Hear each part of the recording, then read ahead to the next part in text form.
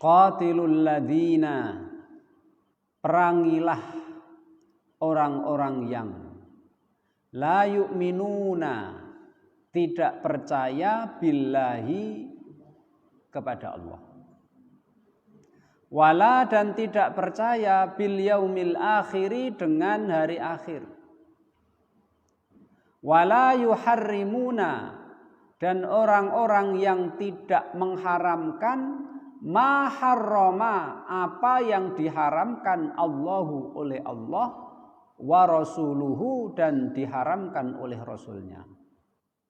Wala yadinuna, dan orang-orang yang tidak beragama dinal haqi, dengan agama yang benar, yaitu agama Islam.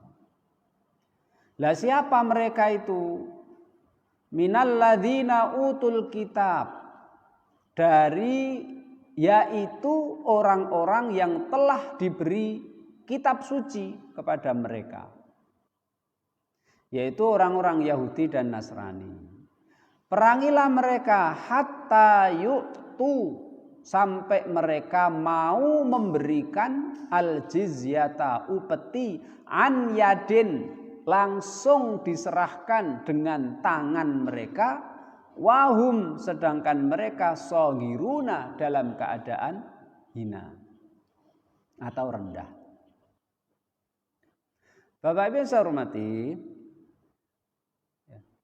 ayat sebelumnya ini ada kaitannya Pak dengan ayat sebelumnya, yaitu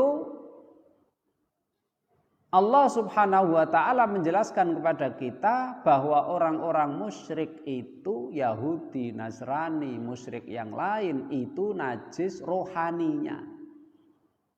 Karena di dalam hati mereka ada keyakinan yang najis, yaitu keyakinan syirik. Dan Allah Subhanahu wa ta'ala melarang orang-orang musyrik untuk mendekati Masjidil Haram. Mendekati saja tidak boleh, apalagi masuk. Yaitu batasan-batasan yang telah dibuat oleh Allah Subhanahu wa ta'ala dan dijelaskan oleh Nabi Ibrahim, kemudian dijelaskan lagi oleh Nabi Muhammad. Batasan-batasan tanah suci itu, tanah suci Mekah, tidak boleh dimasuki oleh orang-orang musyrik. Kalau orang-orang musyrik tidak boleh masuk Mekah, berarti nanti perdagangannya agak lesu. Kemudian Allah mengatakan, wa in khiftum ailatan, kalau kalian khawatir miskin, sebab orang kafir nggak bisa masuk ke tanah suci, nggak bisa masuk ke Masjidil Haram, nah nanti dagangnya piye? Kalau kalian takut khawatir miskin, fasaufa yughnikumullahu min fadli, Allah akan membuat kalian berkecukupan dengan karunia Allah Subhanahu wa ta'ala. Nah, di antara Bapak Ibu saya hormati, di antara cara Allah membuat orang-orang mukmin, cara Allah Subhanahu wa ta'ala membuat Rasul dan sahabat-sahabatnya itu berkecukupan dengan karunia Allah adalah Allah akan menganugerahkan kepada Rasul dan sahabat-sahabatnya harta rampasan perang. Harta rampasan yang disebut dengan ghanimah. Dan harta rampasan perang itu dari mana? Dari melaksanakan perintah Allah, yaitu memerangi orang-orang ahlu kitab. Memerangi orang-orang ahlu kitab, baik Yahudi maupun Nasrani, termasuk memerangi orang-orang musyrik. Perintah Allah Subhanahu wa ta'ala Pak, surat At-Taubah ayat 29 ini timingnya tepat. Setelah Allah Subhanahu wa ta'ala menyuruh Nabi Muhammad untuk membersihkan Jazirah Arab dari orang-orang musyrik, kemudian setelah itu Allah menyuruh Rasulullah untuk memerangi orang-orang ahlu kitab. Jazirah Arab sudah dibersihkan Rasul dari orang-orang musyrik, sekarang gilirannya Rasul diperintah untuk memerangi ahlu kitab. Jadi Rasulullah Pak, Madinah sudah aman, Mekah sudah aman, sudah dikuasai oleh Rasulullah dan sahabat-sahabatnya saat itu. Bahkan kemarin kita jelaskan mereka diberi tangguh 4 bulan. Orang-orang musyrik yang berada di Jazirah Arab diberi tangguh 4 bulan. Setelah 4 bulan harus milih masuk Islam atau diperangi. Jazirah Arab dibersihkan Rasul dari orang-orang musyrik.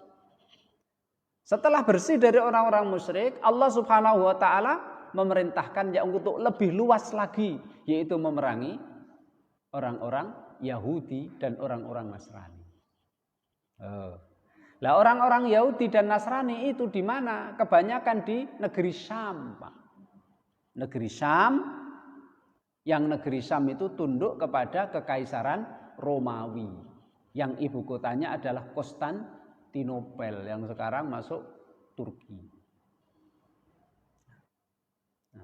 Ketika kalian, wahai Rasul, wahai sahabat-sahabat, ketika nanti kalian memerangi mereka, tidak usah takut, khawatir tentang rizki, tentang kecukupan, tentang harta. Pasti nanti kalian akan mendapatkan harta ghanimah yang melimpah-limpah. Makanya Bapak bisa hormati, di zaman Khalifah Abu Bakar itu seluruh umat Islam yang seluruh pokoknya yang dadi wong Islam dapat jatah hidup. Di zaman Umar, di zaman Khalifah Utsman, di zaman Khalifah Ali, sampai awal abad pertama, awal abad kedua Hijriah. Awal abad kedua Hijriah. Antara tahun 99 Hijriah sampai 101 Hijriah. Di mana di situ yang jadi khalifah adalah Umar bin Abdul Aziz. Sampai saat itu kemakmuran luar biasa, sampai orang mau mengeluarkan zakat itu bingung. Ya, kepethuk uang di tengah, ketemu orang di jalan, Pak, mau nggak nerima zakat saya? Dia nggak mau. Wah, saya juga bingung ini. Zakat saya mau saya kasihkan siapa juga saya bingung. Sampai orang kesulitan Pak mencari penerima zakat. Gitu. Dan ini janji dari Allah Subhanahu Wa Taala dan terbukti di akhir zaman hidupnya Nabi Muhammad, harta melimpah.